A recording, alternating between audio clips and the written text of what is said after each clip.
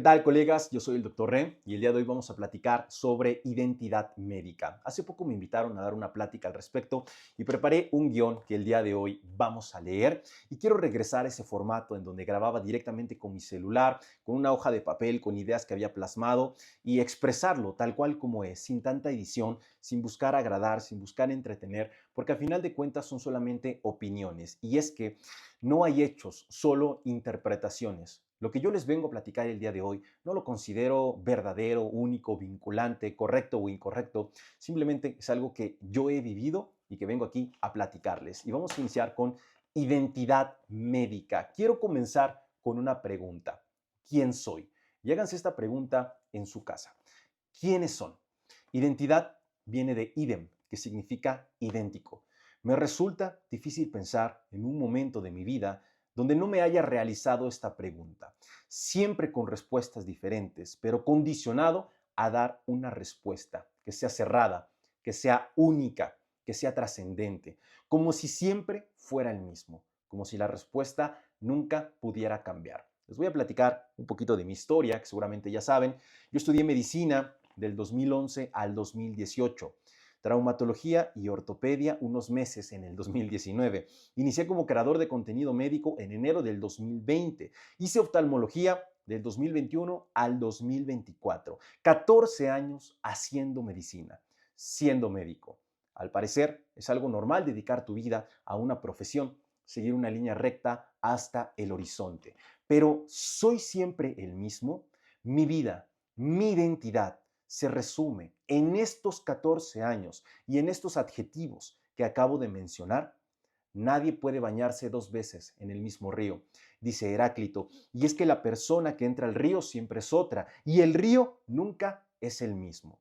Jorge del 2011 es abismalmente distinto al que hoy les habla, y si no, vayan a ver uno de mis primeros videos, que bueno, no fue en el 2011, pero en el 2020, y la diferencia es clara. Dejando de lado el conocimiento aprendido y desaprendido, la medicina constituye una parte de todo lo que me aconteció. Y mi actuar médico no es solo el resultado de libros, consultas o cirugías. La pregunta sobre la identidad queda abierta. Se contradice la respuesta hegemónica del ser como algo cerrado, como algo único. Pero en mi vida no solamente he pasado por la búsqueda de usar bata o no. He padecido una búsqueda desenfrenada de identidad, de sentido. Médico, especialista, creador de contenido médico, deportista, mexicano, masculino, joven, musical, auditivo, artista, chivista, de izquierda, agnóstico. Claro, mi identidad lo es todo. No soy solo medicina, sino también muchas otras cosas. Pero el dilema se repite. Y de nuevo, encasillado, limitado, inalterable. Voy a dar un par de ejemplos individuales de cada una de estas partes de identidad y su construcción. ¿Cómo fue que elegí traumatología y ortopedia? Mi personalidad se adapta al molde de traumatólogo. Claro, estoy hecho para ser ortopedista. ¿Cómo elegí oftalmología? Equilibrio profesional y personal. Además, me gusta el quirófano. ¿Cómo me hice creador de contenido? Estudiar haciendo videos, pero no solamente encontramos esta problemática en la medicina. ¿Por qué me gusta el deporte? ¿Por qué soy mexicano? ¿Por qué soy masculino? ¿Por qué me gusta la música? ¿Qué escucho? ¿Qué veo? ¿Qué tal si mis padres no hubieran tenido dinero para pagar una academia de fútbol o de baloncesto? Y si no hubiera tenido televisión para ver los partidos de las Chivas cada fin de semana. ¿Y qué tal si hubiera nacido en Estados Unidos? ¿Me gustaría el soccer o el fútbol americano? O tal vez si mi mamá no le hubiera dicho a mi papá que se acercara más a mí porque estaba siempre ausente, yo me consideraría genuinamente masculino.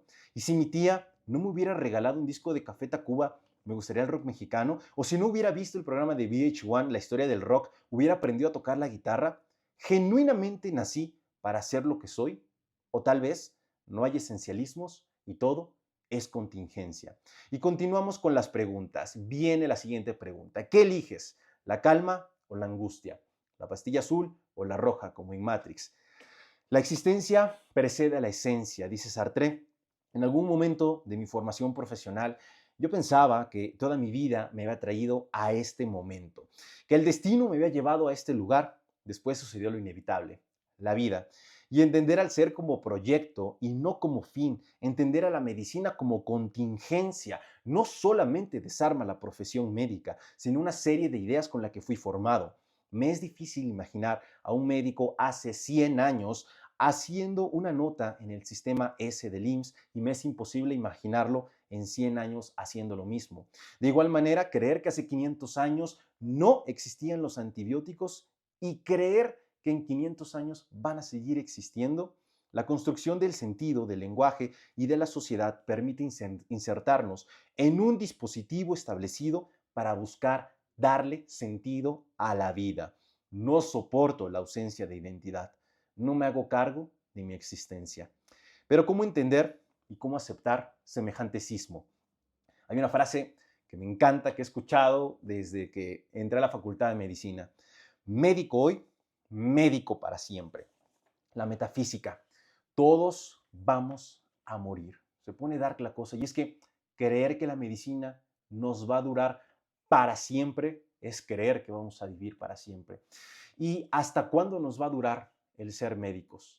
¿Hasta cuándo vamos a poder realizar las actividades que realizamos? ¿Hasta cuándo voy a ser creador de contenido? ¿Hasta cuándo voy a hacer lo que sea?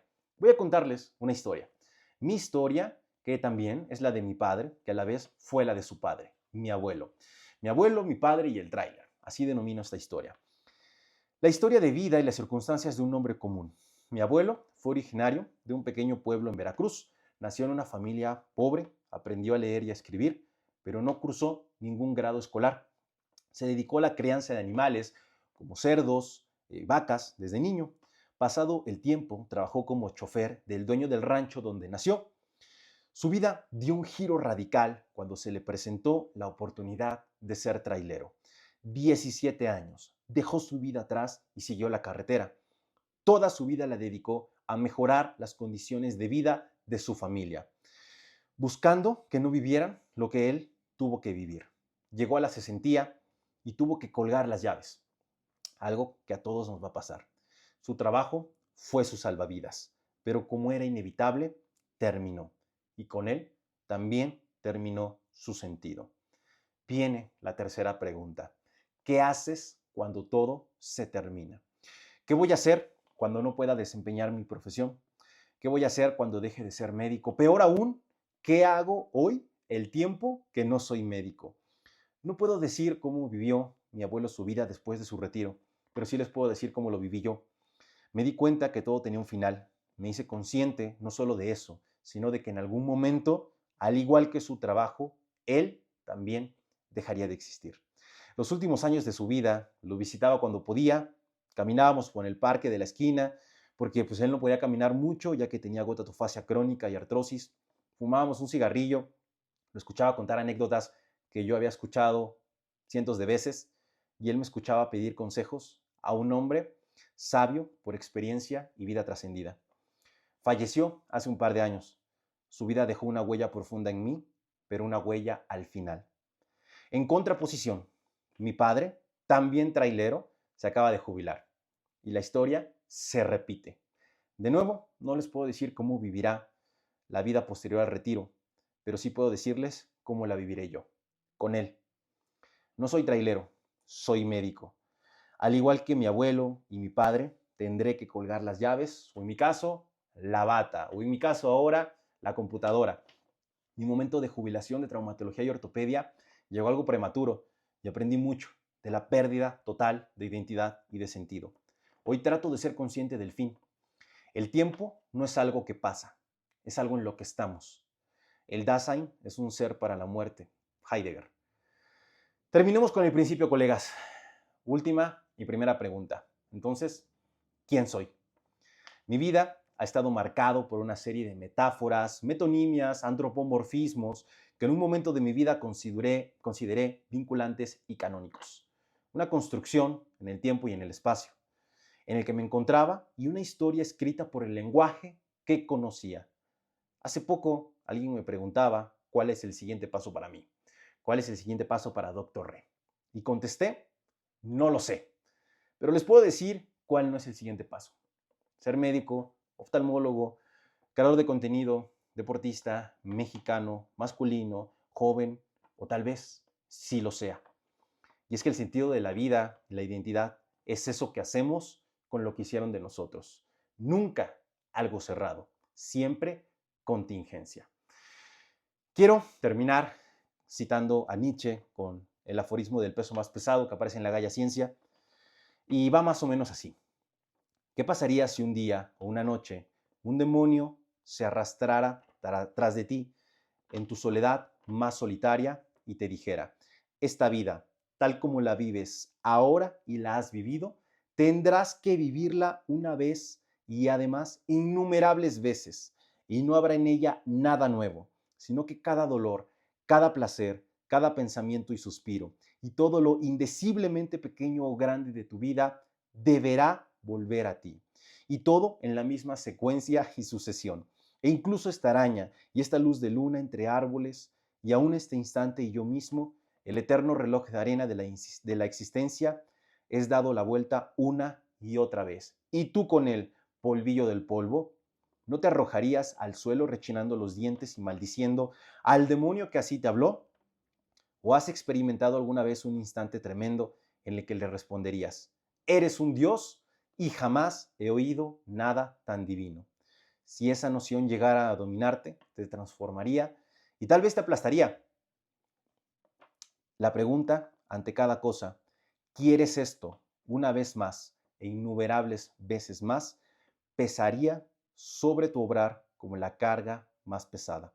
¿O cuánto tendrías que amar la vida y a ti mismo para no desear nada más que esta última y eterna confirmación? Ahora te pregunto, ¿quién eres? Muchísimas gracias, colegas.